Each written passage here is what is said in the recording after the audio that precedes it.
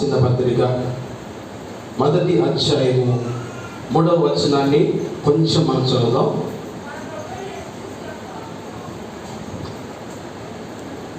ఎఫెసీయులకు రాసిన పత్రిక మొదటి అధ్యాయము 3వ వచనం చదువుదాం. మన ప్రభు అయిన యేసు క్రీస్తు యొక్క తండ్రి అయిన దేవుడు స్తుతింపబడునుగాక. పేజిన క్రొత్త నిబంధనలో 172 పక్కన ఎఫెసీయులకు రాసిన పత్రిక ఉన్నది. దాని కింద 3వ వచనం 173 చదువు. వాటిని మన ప్రభు అయిన యేసు క్రీస్తు యొక్క తండ్రి అయిన దేవుడు స్తుతింపబడునుగాక. ఆయన ఈ మాట అన్నారు, ఆయన క్రీస్తునందు పరలోక విషయములలో ఆత్మ సంబంధమైన ప్రతి ఆశీర్వాదమును మనకు అనుగ్రహించెను. చాలు, జాగ్రత్తగా దేవుని యొక్క వాక్యాన్ని వినండి. ఆయన క్రీస్తునందు పరలోక విషయములలో, ఏ విషయాలలో? పరలోక విషయాలలో. పరలోక విషయాలలో మనం భౌతికమైన విషయాలు ఉంటాయి, ఆత్మ సంబంధమైన విషయాలు ఉంటాయి కదా. మన జీవితంలో జరిగే సంఘటనలు కానీ విషయాలు కానీ మనం బ్రతికి పుట్టినప్పటి దగ్గర నుంచి చనిపోయేంత వరకు కొన్ని లక్షల విషయాలు మన జీవితం జరిగిపోతాయి, మన జీవితంలో జరిగిపోతాయి. స్తోత్రం కలుగును గాక. హల్లెలూయా, హల్లెలూయా. మీరు నాయక చూడాలి, జాగ్రత్తగా ఉండాలి దేవుని యొక్క వాక్యం. భూమి మీద భౌతికమైనటువంటి ఆశీర్వాదాలు ఉన్నాయి, ఆత్మ సంబంధమైన ఆశీర్వాదాలు ఉన్నాయి. భౌతికమైనటువంటి ఆశీర్వాదాలు కావచ్చు, భౌతికమైనటువంటి సంగతులు విషయాలు కావచ్చు, అవి ఎంతకాలం అంటే కొంతకాలం మాత్రం ఉంటాయి. అంతకాలం మనతో ఉండవు, అంతకాలం మనతో రావు కదా. అయితే మనం చాలాసార్లు కూడా ప్రపంచంలో ఉన్నటువంటి విషయాలు మనం తెలుసుకుంటాం, కానీ అవి కొద్ది కాలమే, గంటో అరగంటో. కానీ పరిశుద్ధాత్మ దేవుడు ఇక్కడ మనతో ఏం మాట్లాడతాడంటే పరలోక విషయాలలో. ఏ విషయాలలో? పరలోక విషయాలలో. ఈ లోక విషయాలు కాదు, ఈ లోక విషయాలు కాదు. దేవునికి స్తోత్రం కలుగును గాక. హల్లెలూయా. గట్టిగా చెప్దామా? హల్లెలూయా. పరలోక విషయాలు కావాల్సింది ఎవరికి? ఎవరికి కావాలి చెప్పాలి? పరలోకానికి వెళ్ళేవాడు కావాలి. ఎవరు కావాలి? పరలోకానికి వెళ్ళేవాడు కావాలి. విజయవాడ వెళ్ళేవాడికి విజయవాడ దారి కావాలి, లేకపోతే హైదరాబాద్ వెళ్ళేవాడికి విజయవాడ దారితో పని ఉంది. కాబట్టి మనం ఇక్కడున్న మనం అందరం కూడా పరలోకానికి వెళ్ళవలసిన వారమై ఉన్నాం. మనము ఈ లోకంలో బతికేది కొంతకాలమే, అంతకాలం అయితే కాదు. ఇది స్పష్టమైనది, ఇది స్పష్టమైనది. కానీ మానవ యొక్క జీవితం ఎక్కడ సెటిల్ చేయబడిందంటే భూలోకంలో కాదు, పరలోకంలో. భూలోకంలో కాదు, పరలోకంలో. రెండు స్థిరంగా ఉండాలని కోరుకున్నాడు. స్థిరమైనది ఏమంటే పరలోకం. దేవునికి వ్యతిరేకమైన ఏంటి? నరకం కదా. ఇప్పుడు పరలోకానికి వెళ్ళేవాడు ఏ విషయం తెలుసుకుంటాడు? పరలోకానికి వెళ్ళే విషయం తెలుసుకుంటాడు. మీరు పరలోకానికి వస్తున్నారు, రావట్లేదా చెప్పాలి? వస్తున్నారు, రావట్లేదా? వచ్చేవాడు కూడా చెప్పే కట్టండి. సరే, దేవునికి స్తోత్రం కలుగును వాకు, దేవునికి స్తోత్రం కలుగును. ఎంతనమ్మా దిగుతారండి, రాదా? హల్లెలూయా, హల్లెలూయా. అబ్బా, నా ప్రయాసం వ్యర్థం కాలేదు, క్రీస్తునందు నా ప్రయాసం వ్యర్థం కాలేదు, నమ్ముచున్నాను. నా నమ్మిక శుభ్రం జరుగును కాక. ఆమేన్ కదా. పరలోకానికి వెళ్ళే వారికి పరలోక విషయాలు కావాలి, భూలోకం బ్రతికే వారికి భూలోక విషయాలు కావాలి. అంతే కదా. సంఘం ఎప్పుడు భౌతికమైన విషయాలు కోరడం కాదు, కానీ మనము ఆత్మ సంబంధ విషయాలు కోరాలి. మనం దేని గురించి తెలుసుకోవాలి? దేని గురించి చెప్పమ్మా? దేని గురించి? ఆది సంగతి. చూడండి, మనం పరలోకములో ఒక విషయం ఉంది. అయ్యా, మీరు పరలోక విషయం తెలుసుకోవాలని ప్రభు చెప్తున్నాడు ఈరోజు. పరలోకంలో ఏముంది? పరలోకంలో ఏముంది కదా? కొలస్సీ రాసిన పత్రిక 3వ అధ్యాయం మొదటి నుంచి చదువుదాం. మీరు క్రీస్తుతో కూడా లేపబడిన వారైతే మీరు పైనున్న వాటిని వెతుకుడి. అక్కడ క్రీస్తు దేవుని కృపా కుడి పార్శ్వమున కూర్చొని ఉన్నాడు. క్వశ్చన్ నెంబర్ 1, మీరు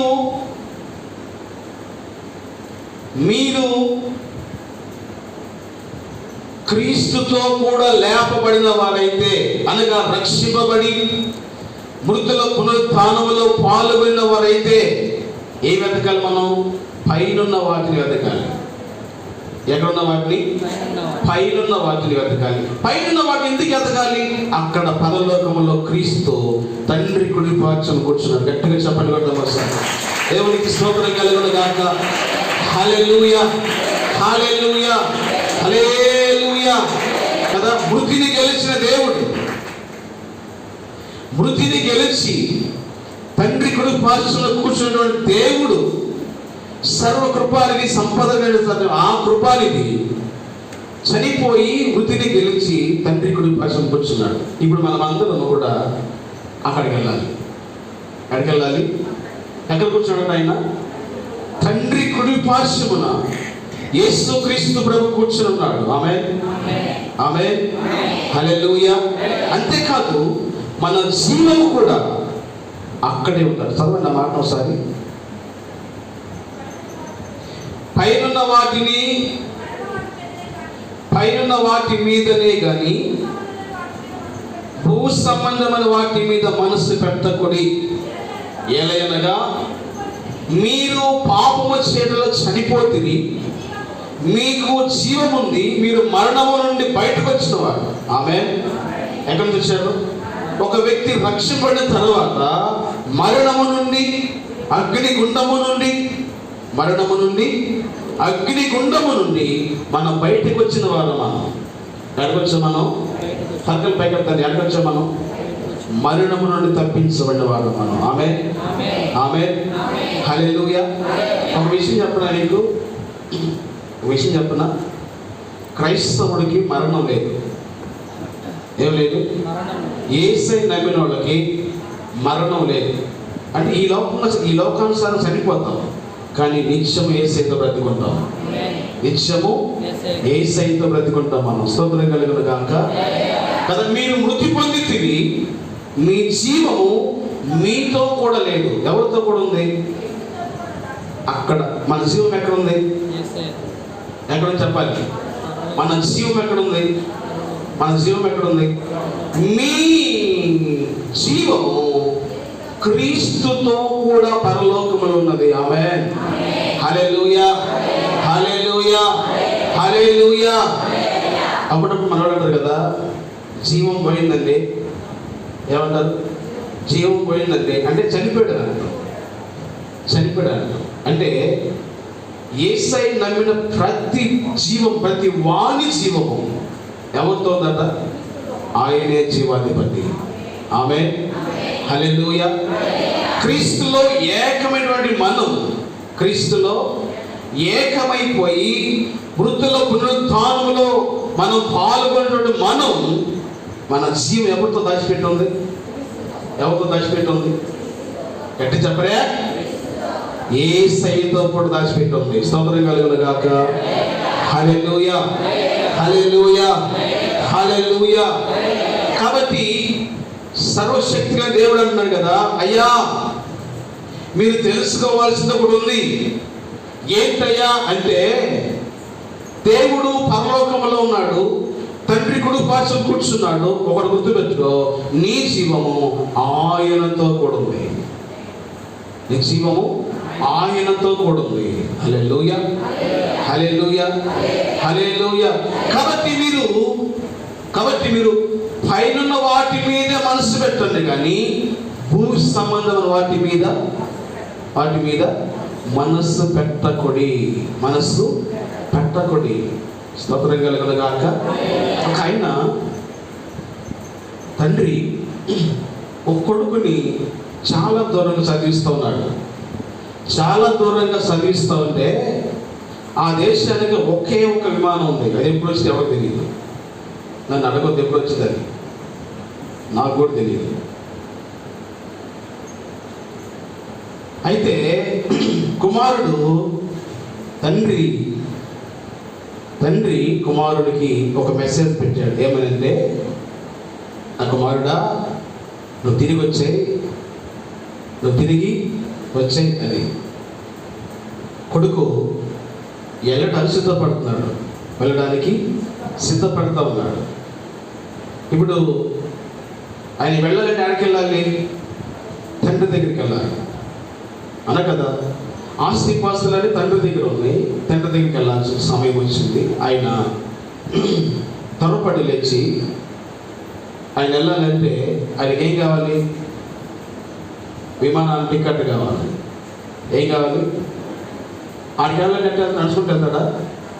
చెప్పాలి, వెళ్తాడా? టికెట్ కావాలి. ఆయన వేగిరమే లేచి తండ్రి వార్త విని కదా, తండ్రి రమ్మని చెప్పి సంతోషంగా ఎక్కడికి వెళ్ళాడంటే విమానాశ్రయానికి వెళ్ళి టికెట్ బుక్ చేసుకున్నాడు. దాని మీద విమానం వచ్చే సమయం లేదు, 5 బయలుదేరి వెళ్ళే సమయం అంతకంటే లేదు. చెప్పాను కదా నీకు, నన్ను అడగొద్దని కదా. ఆయన టికెట్ తీసుకున్నాడు. టికెట్ పెట్టే టైం లేదు, డేట్ లేదు. ఇప్పుడు ఆయన ఏం చేయాలి? ఇప్పుడు ఎక్కడ వెయిట్ చేయాలి? ఆయన చెప్పాలి.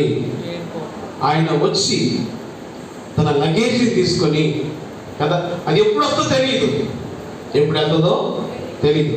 కాబట్టి ఆయన ఎక్కడ ఉండాలి? విమానాశ్రయంలో ఎదురు చూస్తూ ఉండాలి. టికెట్ వచ్చిన దగ్గర నుంచి ఆయన మనసంతా దేని మీద ఉంది?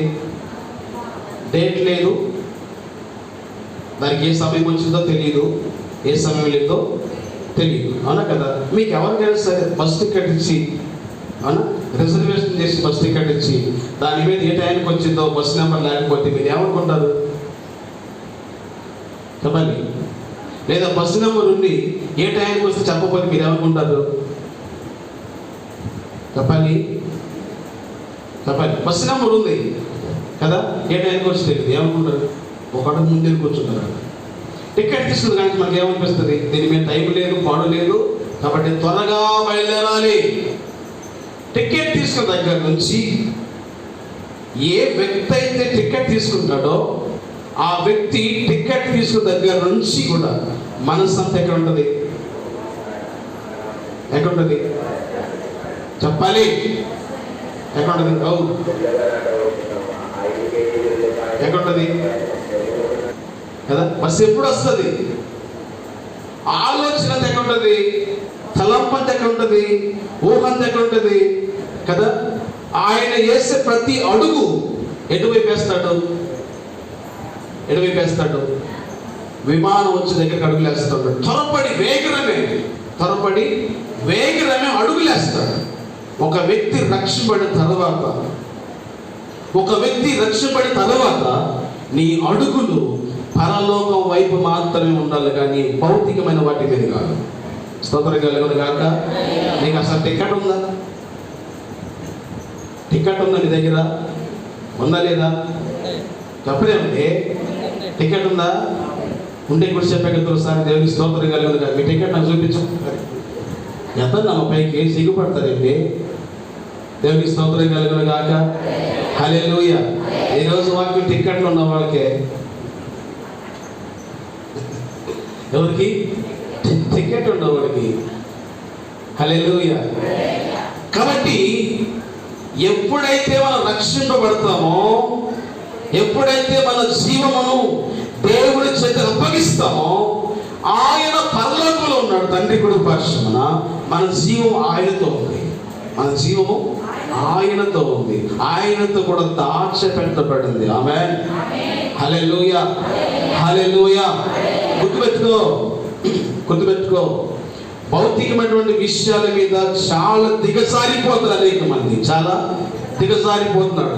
యేసయ్య అంటే భౌతికమైన విషయాల మీద పిల్లరా నీకు స్వస్థత ఇస్తాడు, ఆస్తులు ఇస్తాడు, అంతస్తులు, వైభోగం నువ్వు కోరిన అన్ని ఇస్తాడు. కానీ ఒక్కడిని మాత్రమే కోరుతున్నాడు, నువ్వు నాతో ఉండాలని కోరుకున్నాడు ఆయన, నువ్వు ఆయనతో ఉండాలని కోరుకుంటున్నాడు ఆయన. ఆమేన్, హల్లెలూయా, హల్లెలూయా కదా. హెబ్రీయులకు రాసిన పత్రిక 11వ అధ్యాయం, త్వరగా హెబ్రీయులకు రాసిన పత్రిక 11వ అధ్యాయము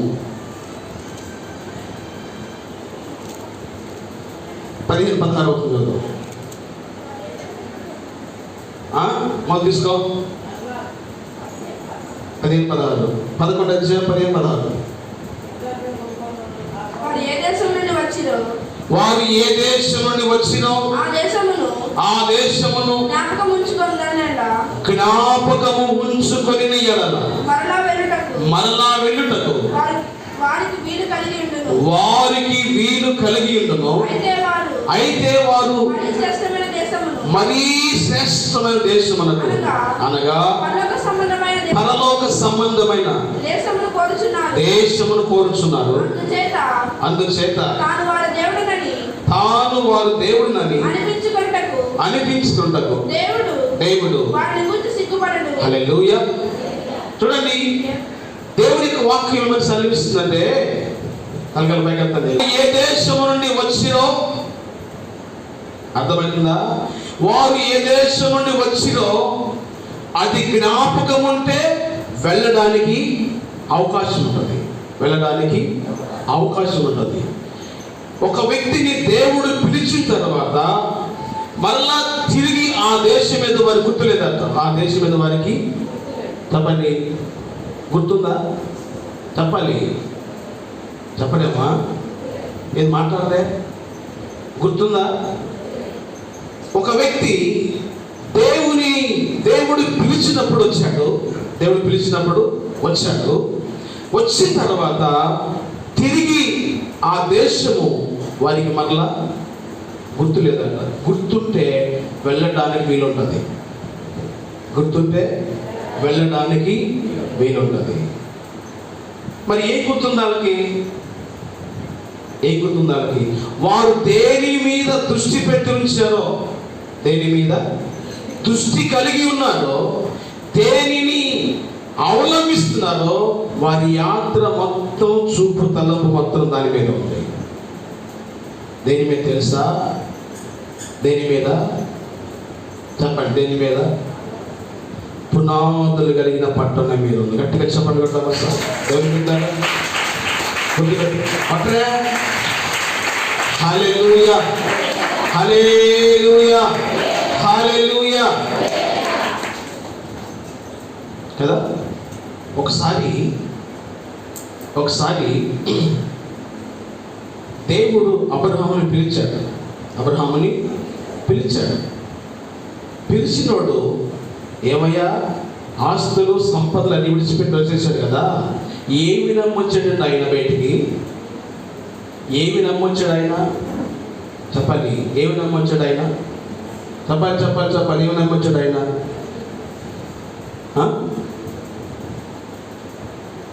దేన్ని నమ్మొచ్చాడు? చెప్పమ్మా, దేన్ని నమ్మొచ్చాడు ఆయన?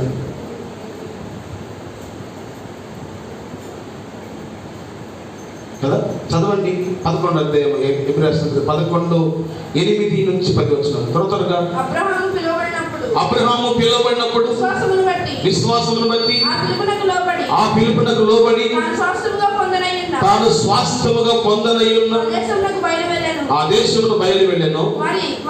మరియు ఎక్కడికి వెళ్ళవలెనో అది ఎరుకక బయలు వెళ్ళాను. విశ్వాసం బట్టి అతడును అతనితో ఆ వాగ్దానమునకు సమాన వారసులైన గుడారములలో నివసించుచు అన్యుల దేశంలో ఉన్నట్లుగా వాగ్దాత దేశంలో పరవాసులైని ఎలయనగా దేవుడు దేనికి శిల్పియు నిర్మాణకునై ఉన్నాడో అతిగతిగతి పునాదులైన ఆ పట్టణము కొరకు అబ్రహాము ఎదురు చూచుచుండెను. అబ్రహాము చెప్పాలి అబ్రహాము దేనికోసం చెప్పాలి? పునాదులు కలిగిన పట్టణం కోసం. ఆమేన్. హల్లెలూయా, హల్లెలూయా. ఎంతమంది వస్తున్నారు పునాదుల పట్టణంలో? అసలు ఆయన ఉన్నాడా పట్టణంలో? అసలు ఆయన ఉన్నాడా? చెప్పాలి, ఆయన పట్టణంలో ఉన్నాడా?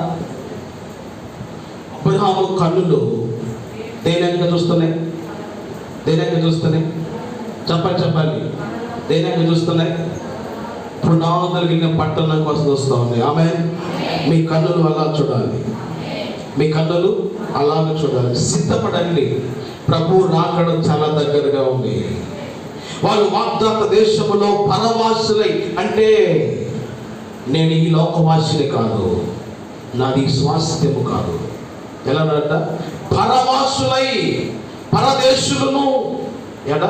పరదేశులు, ఈ దేశస్థులు కాదు, పరదేశులు. మీరందరూ ఎవరు పరదేశులు? అంటే ఈ దేశం ఎవరు చెప్పండి?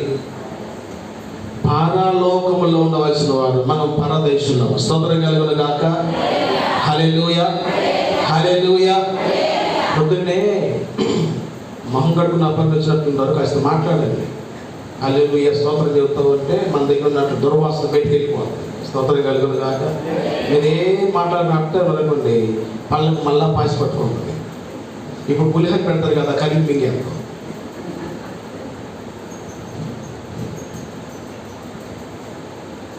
యేసయ్య క్రైస్తవులారా, నీ గురి, నీ గమ్యం కదా ఈ లోకంలో.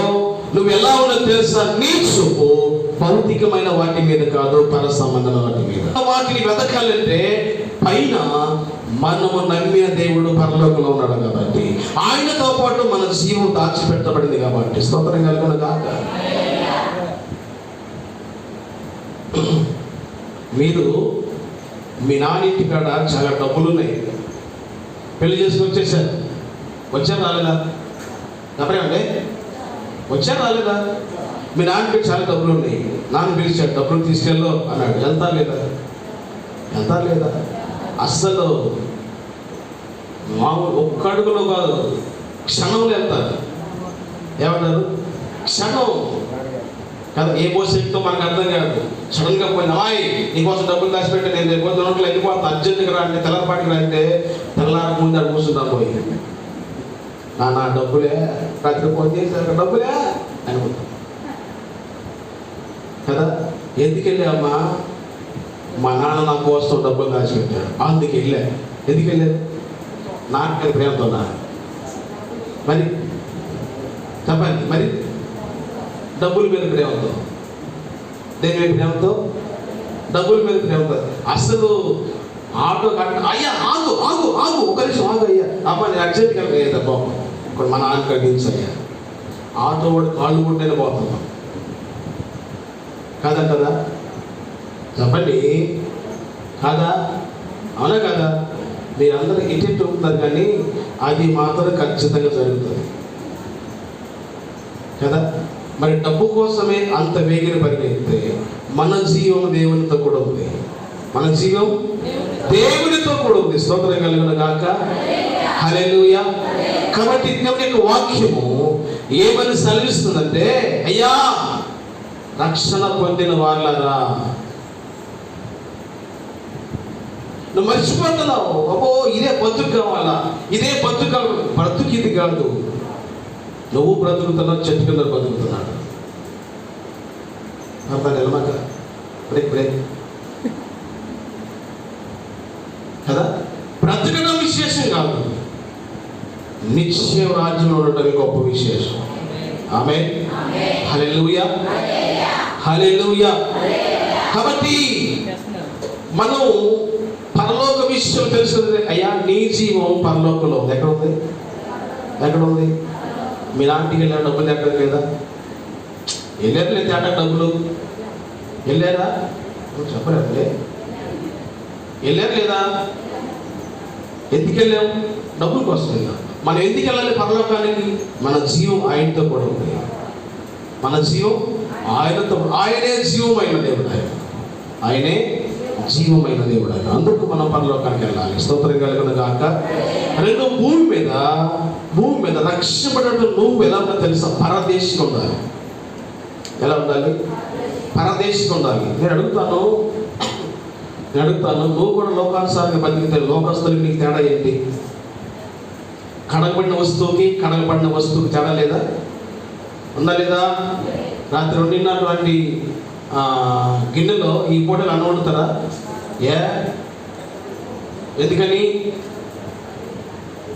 ఎందుకని చెప్పాలి? కుదరదు. ఎందుకని? అన్నం పాడైపోతుంది. అందుకని మనం వండం. కడగబడిన కుండకి కడగబడని కుండకి తేడా ఉండాలి. ఈ లోకంలో నువ్వు ఎలా బతకాలి తెలుసా? ఆ పునాదుల పట్టణం వైపు చూస్తూ పరదేశులకు బతకాలి. ఎలాగా? పరదేశులకు, పరదేశు కాదు, పరదేశులకు బతకాలి.